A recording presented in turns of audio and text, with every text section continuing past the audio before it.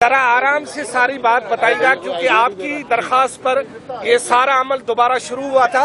इस पूरी सूरत का अंदाजा कीजिएगा। जी बिस्मिल्लाहिर्रहमानिर्रहीम। अभी जो कल परसों जो इलेक्शन कमीशन ने रिकाउंट का ऑर्डर किया था, उसके हिसाब से हम सुबह इधर पहुंचे हैं। जब तो आरओ साहब ने ये फरमाया कि फॉर्म 46 जो कि देना इनको जरूरी है और जो कि देना फर्ज होता है बैलेट के पोलिंग के दिन, आरओ को वो अपने पोलिंग एजेंट्स को वो नहीं दिया था। उन्होंने कहा अब भी वो नहीं देंगे। इन्होंने कहा कि ना आपको फॉर्म 46 देंगे जो सिर्फ पीपल्स पार्टी को मिले थे। इलेक्शन कमीशन की हमारी दरखास्त में हमने कहा था कि फॉर्म 46 नहीं मिले। हमने ये अपने उसमें कहा था एप्लीकेशन में फॉर्म 45 जो हमको मिले थे उसमें 167 में सिग्नेचर्स नहीं थी। ये दोनों बातें हमने रिकॉर्ड कराई थी। उसके बाद हमको ये उन्होंने आरओ ने कहा कि हम फॉर्म 46 नहीं देंगे, हम काउंटर फॉइल की सिग्नेचर्स चेक नहीं करने देंगे, काउंटर फॉइल्स नहीं चेक करने देंगे। और जो अनयूज बैलेट्स हैं, ये हर ऑडिट में ये होता है कि जो अनयूज बैलेट्स होते हैं वो आप गिनते हैं कि जितने बैलेट्स आए थे और जितने बैलेट्स यूज हुए थे तो उतने बैलेट वापस आए या नहीं आए। बोला वो नहीं गिनने देंगे, सिर्फ आपको जिसपे जो एक्सेप्टेड बैलेट्स थे जो उसको दिखा देंगे, उसको एक बार फिर से गिनती कर लो फॉर्म 45 के बेसिस पे, और इनवैलिड वोट्स को देख लो, जिसको कंसोलिडेशन बेसिकली बोलते हैं। बेसिकली वो कंसोलिडेशन करा रहा है थोड़े से रिकाउंट के साथ। ना उसने अनयूज बैलेट्स गिनने देना है, जो असल में थप्पा वगैरह लगता है वो अनयूज बैलेट के थ्रू लगता है, तो वो उसने गिनने से देना रिफ्यूज कर दिया। मुझे ऐसा लग रहा है कि पीपल्स पार्टी पहले दिन से सईद गनी साहब कह रहे थे कि रीपोल करवा लो। भाई पोल हो चुका है, बैलेट पड़े हैं, एक मरतबा गिन लो ईमानदारी से, इसमें क्या मसला है। तो वो गिनने नहीं दे रहे। दूसरी गुजारिश ये है कि हमने कम से कम सिग्नेचर्स तो दिखाओ कि किसने सिग्नेचर्स करी। जब हम निकल रहे थे उन्होंने कहा आप या तो पहले हमारी ये स्कीम एक्सेप्ट करें कि सिर्फ फॉर्म 45 चेक करोगे, वरना आप लोग जाएं। तो फिर हम निकल गए। हमने उसके ऊपर साइन करके एप्लीकेशन भी दे दिए, हम इलेक्शन कमीशन को भी देंगे। और जो ये बात कर रहे हैं कि जो पहला बैग खुला हमारे सामने, हम जब निकल रहे थे पहला बैग खुला तो उस पर सील नहीं थी। तो किसी ने पूछा कि सील किधर है, तो बोलता शायद गिर गई होगी, नीचे गिर गई है। इस किस्म का कैजुअल एटीट्यूड है कि सीलें गिर गई हों बैग के ऊपर से, और आप काउंटर फॉइल नहीं दिखा रहे, आप अनयूज बैलेट्स नहीं दिखा रहे, तो फिर ये एक्सरसाइज जो है मजाक हो रहा है। ये बताइएगा बिफ्ता साहब, ये बताइए कि इस पूरे अमल में आपकी ही दरखास्त पर ये पूरा अमल हुआ था, ठीक है। उसके बाद अब आप ही इस पूरे अमल का बाइकाट कर रहे।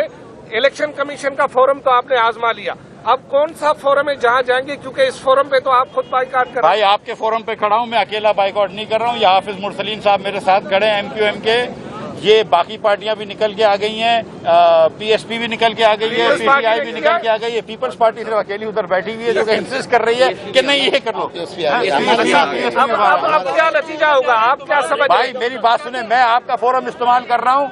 मुझे वोट भी लोगों ने दिए थे, सबको लोगों ने वोट दिए थे। हम सिर्फ ये कह रहे हैं कि जो लोगों का हक है वो गिन लो। मैंने उस दिन भी कहा था कि ये कर लो, सही तरीके से हिसाब कर लो, आप हिसाब कर लो ईमान से। मैं जाके उनको हार पहना के आऊंगा, मैं उनमें से नहीं हूँ। मिफ्ता साहब ये बता दें कि क्या आपको ये नहीं लग रहा कि आपका जो बड़ा मकसद था इमरान खान हुकूमत का खात्मा, उससे हटाने के लिए आपको ट्रक की बत्ती के पीछे लगा दिया गया है, और अब आप लोग जो है वो एक जिमनी इंतखाब में उलझ गए हैं। दोनों बड़ी इत्तेहादी जमातें जो की बड़ी जमातें हैं वो मकसद भूल कर दूसरी बातों में लग गई हैं। तो ये क्या, इससे क्या होगा? अगर आप जीत भी गए तो कोई हुकूमत में तब्दीली ला सकते हैं क्या? देखिए एक सीट से कोई फर्क नहीं पड़ता है, लेकिन द फैक्ट इज कि आवाम ने अगर जिसको वोट दिया है, कम से कम वोट की इज्जत की हम बात कर रहे हैं, तो वोट को गिनना तो पहला जरूरी है ना स्टेप। बाकी वोट को गिन लें, इसमें कोई मसला नहीं है। मैंने उस दिन भी कहा था कि आप वोट को एडिक्वेटली गिन लें। और मुझे समझ में नहीं आ रहा कि क्या का बात है फॉर्म 46 देने के अंदर, जो कि इलेक्शन के रूल्स कहते हैं कि फॉर्म 46 देना जरूरी है, उसके बगैर ऑडिट नहीं हो सकता।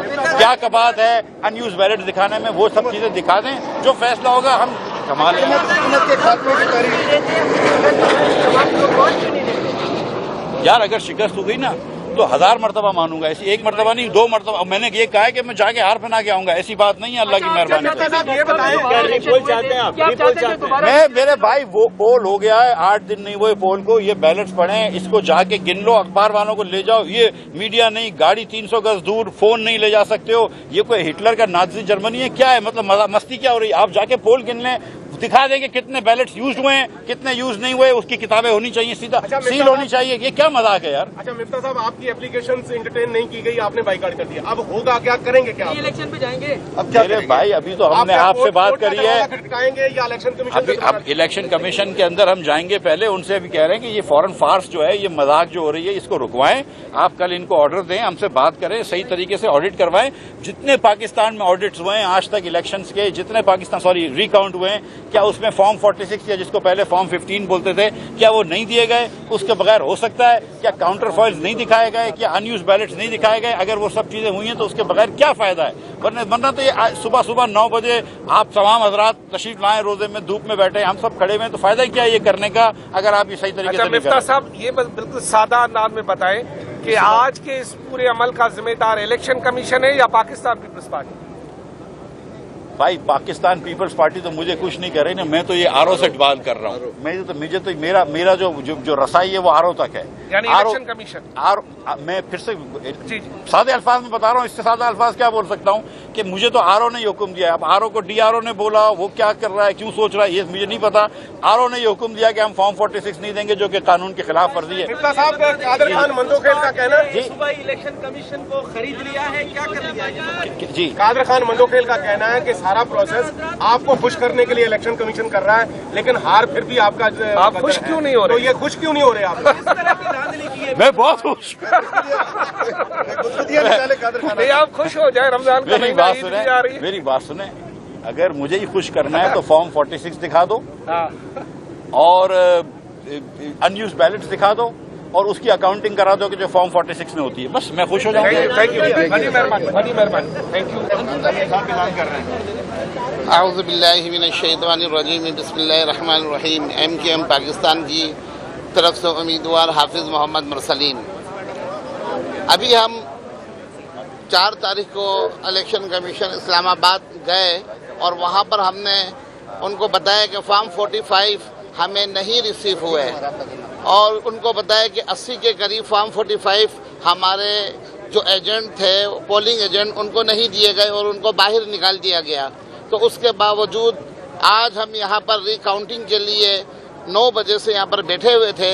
जब आरओ और उसकी सारी टीम आई तो हमने देखा उनके जो प्री प्लान के साथ वो आए और हमने जो देखा कि वहाँ पर ना तो फॉर्म 46 दिया गया और उसको मान ही नहीं रहे। हालांकि सारी जमातों ने एहतजाज किया और नून लीग ने किया, PTI ने किया, MKM पाकिस्तान भी कर रही थी और दीगर जमातें सब एहतजाज कर रही थी, मगर वो मानने के लिए तैयार ही नहीं है। इतने वहाँ पर उन्होंने जब अपने बैग यानी थैले लिए तो उसके अंदर वो रस्सियों से बने हुए थे। तो मैंने उनकी नज़र डलवाई कि ये इसकी जो सील है वो कहाँ पर है, तो उन्होंने बोला ये लगी हुई है। जब मैं करीब गया उस सील के तो सील तो थी नहीं, वो तो रस्सी से बंधा हुआ था। तो मतलब ये कहने का साफ साफ झूठ। और जहाँ पर वहाँ पर जो है हाथी बैठा हुआ है, इतना बड़ा हाथी नजर आ रहा है, कह रहे यहाँ पर तो सुई भी नहीं है। मतलब इतना सफेद झूठ।